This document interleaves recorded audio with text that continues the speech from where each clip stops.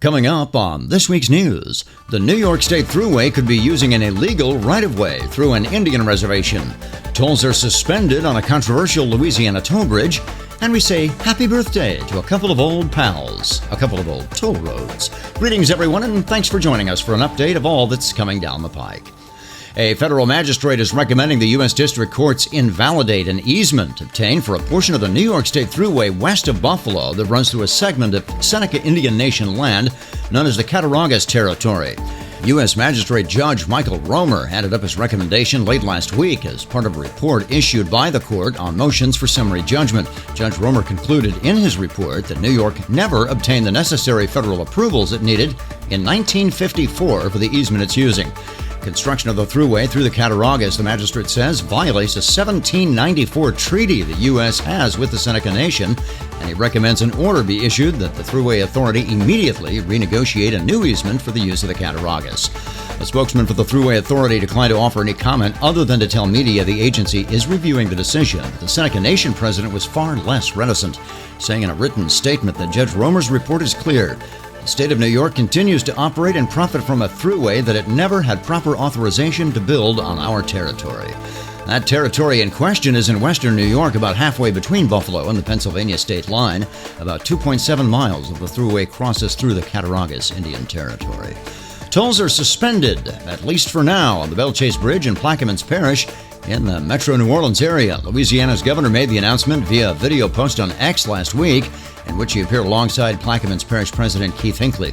The governor said he was putting the bridge's operator, Plenary, on notice over public complaints of unusual charges and fees in addition to high tolls for using the Belle Chasse Bridge.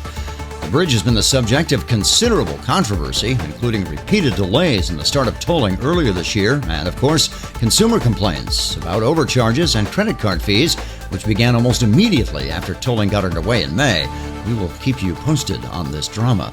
Speaking of drama, a contractor that had partnered with Applegreen as part of a now-defunct bid to rebuild the Massachusetts service plazas issued a letter to the state's transportation secretary late last week urging the Massachusetts Department of Transportation not to hand the contract to a bidding competitor, Global Partners.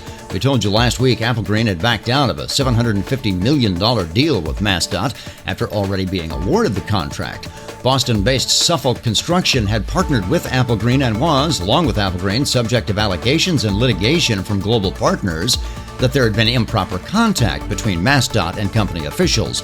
Suffolk Construction's letter refuted those claims of improper contact with state officials regarding those service plazas, and Suffolk CEO John Fish, along with the Northeast General Manager Patrick Lucy, submitted affidavits regarding their communications with MassDOT, which they say had been about a separate project, even if they did occur at the same time the state was considering the award of the service plaza contract. Meanwhile, no new decision from MassDOT has been made on how to proceed with the plaza redevelopment project, which state officials say is going forward.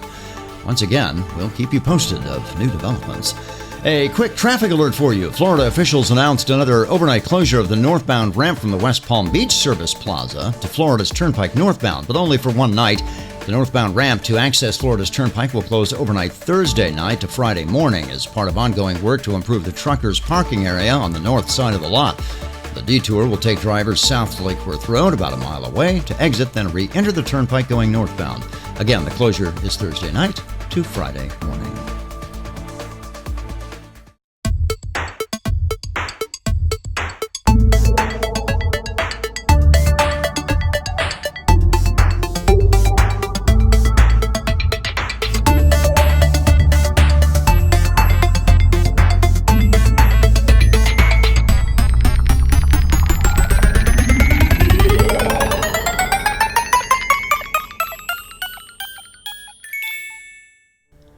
In case you missed it, it was a week of big birthdays in the past week. The Ohio Turnpike celebrated a 70th birthday with an event held by state officials and representatives from the Ohio Turnpike and Infrastructure Commission.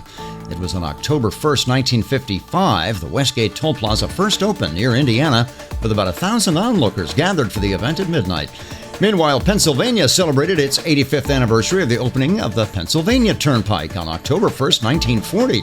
The original portion of that turnpike extended only from Carlisle to Irwin, which is about 160 miles. Today, of course, the PA Turnpike is 565 miles long, including the northeast extension, of course, which connects the Philadelphia suburbs north to Allentown and Wilkes-Barre. We will end on that celebratory note this week with our thanks for joining us once again. Happy birthday again to Ohio Turnpike and the Pennsylvania Turnpike.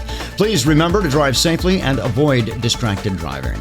I'm Danny Pryor reporting for Turnpikes.com, the Turnpike Authority.